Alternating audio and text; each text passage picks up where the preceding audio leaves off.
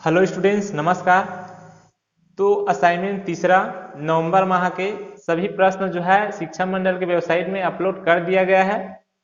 तो बहुत से स्टूडेंट जो है उसके उत्तर लिखने में असमर्थता होते हैं, क्योंकि अभी कोरोना काल चल रहा है, जिसकी वजह से स्कूल नहीं लग रहा है, तो उन्हें बहुत दिक्कत का सामना करना पड़ता है। इसलिए जो है हम ये वीडियो बना रहे हैं ताकि उसको उत्तर लिखने में कुछ सहायता मिल सके। तो स्टूडेंट चलिए बिना देर किए वीडियो स्टार्ट करते हैं। ये वीडियो जो है कक्षा 10वीं के विषय सामाजिक विज्ञान का है, जिसमें सभी प्रश्नों का उत्तर जो है सही सही ढंग से बताया गया है, जिसको आप अच्छे से समझ सकते हैं। पहला प्रश्न है, खरीफ रबी एवं जायद फसलों का विवरण उदाहरण सहित लिखिए। ये जो है 5 अंक का प्रश्न है, जिसका शब्द सीमा 100 से 150 है।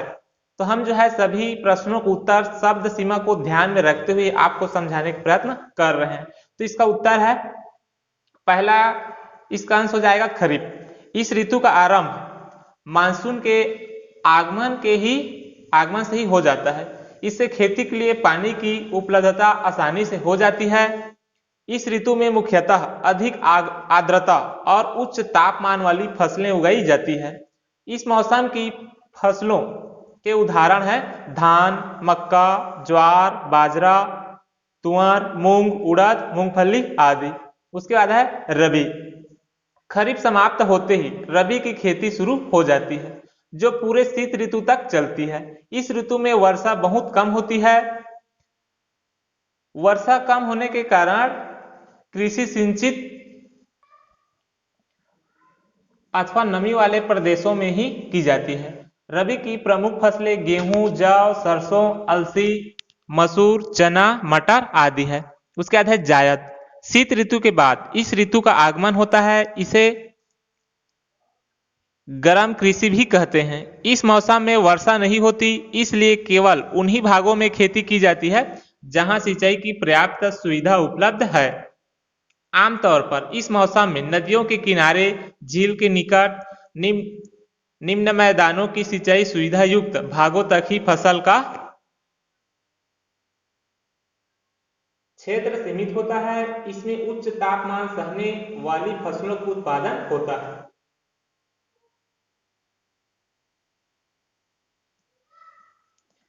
इस मैदान की प्रमुख फसलें खीरा, ककड़ी, तरबूज, सब्जियां आदि है।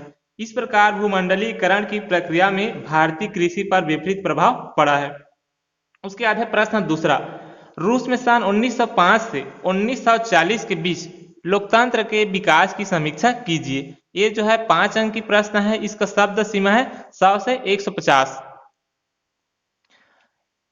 इसका उत्तर इस तरह से समझ सकते हैं, रूस में 1905 से 1940 के बीच लोकतंत्र के विकास को निम्नलिखित चरणों में रेखांकित किया जा सकता है। पहला है 1905 में ड्यूमा की स्थापना। 1905 तक रूस में क्रांतिकारी दलों का गठन हो चुका था। मजदूर अपने काम के हालातों के विरुद्ध और लोकतंत्र के लिए हड़ताल करने लगे। इसी समय हुए गोलीकांड के बाद दबाव में जार को संसद की घोषणा करनी पड़ी। इसके बाद चुनी हुई संसद की स्थापना हुई, लेकिन इसके चुनाव की पद्धति ठीक नहीं थी। यह पूर्ण रूप से लोकतांत्रिक संस्था नहीं बन सकी। इस पर जाय एवं अभिजात्य वर्ग का नियंत्रण बना रहा। दूसरा है, इसी का दूसरा पॉइंट, 1947 की क्रांतियां, जारशाही का पतन। फरवरी क्रांति के बाद जारशाही का पतन हुआ और रूस में केरेंस्की के नेतृत्व में लोकतांत्रिक सरकार बनी, लेकिन यह सरकार लोगों को संतुष्ट नहीं कर सकी और अक्टूबर 1947 में इस सरकार का गठन किया। इसके बाद शांति संबंधों और जमीन संबंधी ऐलान किए गए। जमीन किसानों में बांट दी गई। उद्योगों व बैंकों का राष्ट्रीयकरण किया गया। उसके बाद तीसरा पॉइंट इस प्रकार से है, औद्योगिकरण एवं सामूहिकरण। 1928 के बाद रूस में देशी संसाधनों एवं पूंजी का प्रयोग करके नियोजित आर्थिक विकास की योजना का क्रियान्वयन किया गया। धीरे धीरे रूस में बड़े उद्योगों का विकास होने लगा। कृषि का समूहीकरण किया गया। 1938 तक रूस में निजी कृषि समाप्त हो गई व सामूहिकरण कृषि व्यवस्था आरंभ हुई। इस तरह से प्रश्न दूसरा का उत्तर आप समझ सकते हैं। प्रश्न तीसरा, क्रेडिट कार्ड से क्या आशय है? बचत खाता और स्थायी जमा खाता में क्या अंतर है? ये जो है दो प्रश्न एक साथ जोड़ा गया, इसलिए 2 + 3 = 5, मतलब 5 अंक की है। इसका शब्द सीमा है 100 से 150। इसका उत्तर इस तरह से समझ सकते हैं। क्रेडिट कार्ड से आशय एक व्यक्ति को उसकी आय के आधार पर ऋण के रूप में बैंक द्वारा जारी किया गया कार्ड क्रेडिट कार्ड है। इसके लिए संबंधित व्यक्ति को उस कार्ड की आहरण राशि को निर्धारित तिथि पर बैंक को भुगतान करना पड़ता है। उसके बाद है बचत खाता और स्थायी जमा खाता में अंतर। बचत खाते से हम जब चाहे पैसे निकाल सकते हैं या किसी को भुगतान करने के लिए चेक दे सकते हैं। यह हमारा पैसा है जिसे बैंक ने सुविधा और सुरक्षा प्रदान करने के लिए रखा है। बैंक हमें यह वचन देती है कि मांगने पर यह पैसा हमें हमेशा उपलब्ध रहेगा। इसके लिए मांग जमा कहा जाता है। इस राशि पर बैंक 4% वार्षिक दर से ब्याज देता है। स्थायी जमा एक निश्चित समय सीमा के लिए बैंक के पास जमा रहता है। इस समय सीमा से पहले हम यह पैसा नहीं निकाल सकते। इस जमा पर बैंक अधिक ब्याज प्रदान करता है। इस तरह से तीसरा प्रश्न समझने के बाद चौथा प्रश्न इस प्रकार से है, ऋण के लिए शर्तें जैसे ब्याज दर, समय, जमानत, गिरवी आदि की आवश्यकता क्यों होती है? प्रत्येक शर्तों को समझाइए। ये जो है 5 अंक की प्रश्न है जिसका शब्द सीमा 100 से 150 है। तो एक बार फिर मैं बता दूं, सभी प्रश्नों के उत्तर हम जो है शब्द सीमा को ध्यान में रखकर समझने का प्रयत्न किए हैं। तो इसका उत्तर इस तरह से है, समझ सकते हैं। ऋण के लिए विभिन्न शर्तों की आवश्यकता निम्नलिखित कारणों से होती है। तो पहला है ब्याज दर।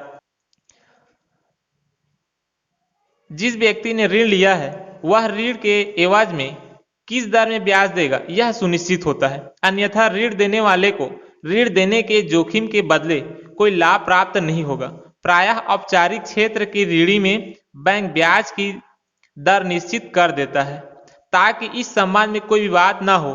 ऋण लेने वाले का लाभ होता है। उसके बाद दूसरा बिंदु है समय।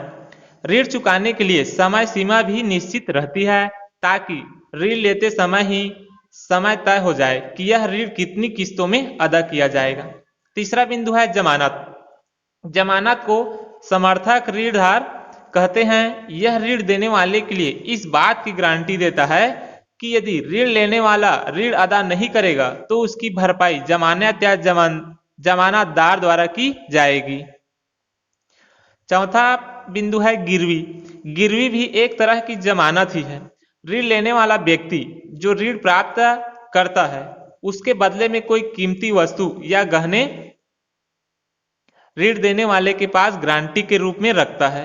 इससे ऋण देने वाला इस बात के लिए निश्चित हो जाता है कि यदि ऋण लेने वाला ऋण नहीं चुका पाए तो वह गिरवी रखी हुई वस्तु से अपने पैसा की भरपाई कर सकता है।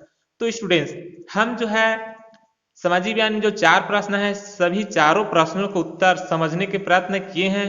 तो आशा करते हैं कि इस वीडियो से आपको बहुत ही बड़ा मदद मिल सकता है। इसी तरह से हम आपके मदद के लिए बहुत ही सारे वीडियो बनाते रहते हैं। इसके लिए आप जो है हमारे चैनल को सब्सक्राइब कर दीजिए और बेल आइकन को दबा के रखिए ताकि नोटिफिकेशन आप तक तुरंत पहुंच सके। और जो है और वीडियो पसंद आया तो लाइक और शेयर जरूर कीजिएगा। अगले वीडियो में फिर मिलेंगे, तब तक के लिए जय हिंद।